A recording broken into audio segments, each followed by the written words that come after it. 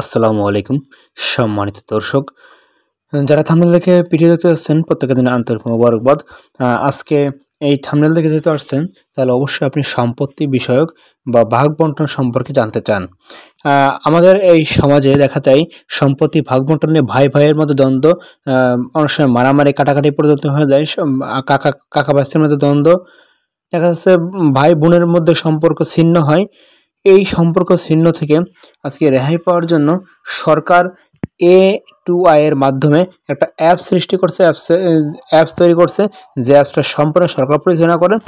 এটা কোনো third party বা অন্য কারোর ভোকাস বা ফ্যাক অ্যাপস না, এটা রিয়েল অ্যাপস। এই অ্যাপসের মাধ্যমে সকল সম্পদ ভাগ বন্টন করা সম্ভব, এবং সেটা কিভাবে বিস্তারিত আমি এই ভিডিওতে দেখাবো। ভিডিওটা অনেক ইন্টারেস্টিং হতে চলেছে, আপনারা ভিডিও টেনে টেনে দেখবেন না বা স্ক্রল করে দেখবেন না, আর ভিডিওটা শেয়ার দিয়ে রাখবেন। আপনার টাইমলাইনে শেয়ার দিয়ে রাখলে আপনি আপনার প্রয়োজনে কাজে লাগবে, এবং আপনার বন্ধুরা কিন্তু অবশ্যই এই ভিডিও থেকে উপকৃত হবেন। এছাড়াও আপনাদের কাছে আমার সবিনয় অনুরোধ, আপনারা এই ভিডিওটা আপনাদের গুরুত্বপূর্ণ কিছু গ্রুপে বা গুরুত্বপূর্ণ জায়গাগুলোতে আপনারা শেয়ার দিয়ে রাখবেন, কমেন্টস করবেন, লাইক করে পাশে থাকবেন। আর এই ভিডিওটা যদি দেখেন চ্যানেল থেকে এখনও সাবস্ক্রাইব না করলে সাবস্ক্রাইব করে দেবেন, যদি পেজ থেকে দেখেন ফলো করে দিয়ে আমাদের পাশে থাকবেন।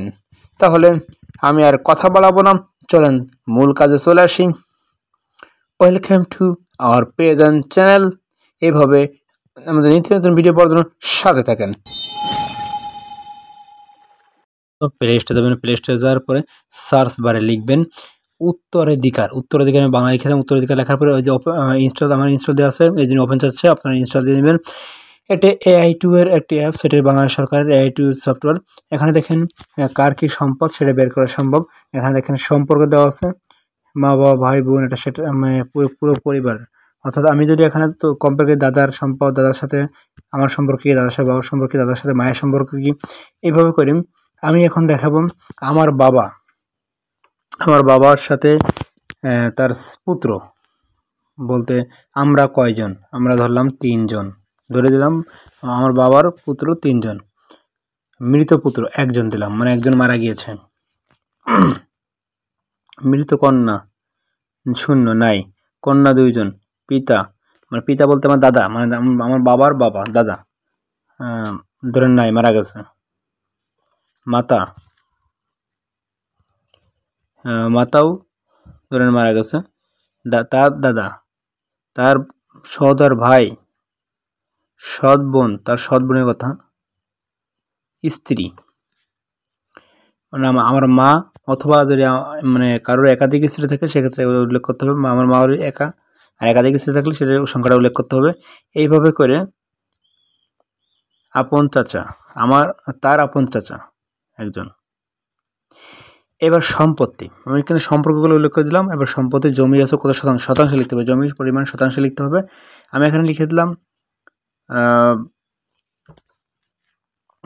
ধরেন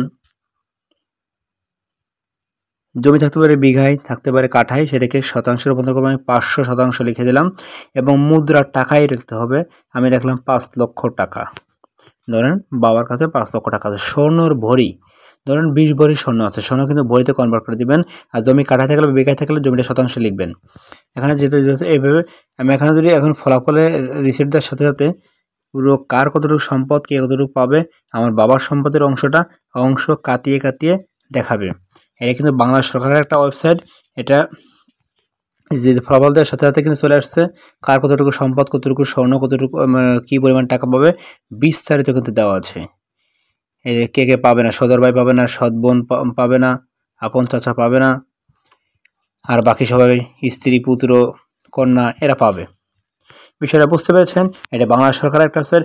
অনেকেই আছে যে চাকরির ইসের পরে অনেকেই আছে যেমন মানে সম্পর্ক ভাগাভাগি নিয়ে কোর্টে মামলা দেয়, কোর্টে মামলা দেওয়ার পরে কিন্তু সর্বশেষ রায় কিন্তু এটাই ঘোষণা হয়। আর সেই রায়টা আপনার কোর্ট পর্যন্ত যাওয়া লাগবে না, আপনি নিজেই ঘরে বসে আপনাদের সম্পদ ভাগাভাগি বন্টন করতে পারবেন। বা দেখা যাচ্ছে আপনার প্রতিবেশী কারোর এই সময় বা আত্মীয়স্বজনের মধ্যে কোনো সমস্যা হলে আপনি এই অ্যাপসের সহযোগিতা নিয়ে সমাধান করতে পারেন। এভাবে ইন্টারেস্টিং ভিডিও পাওয়ার জন্য আমাদের ভিডিও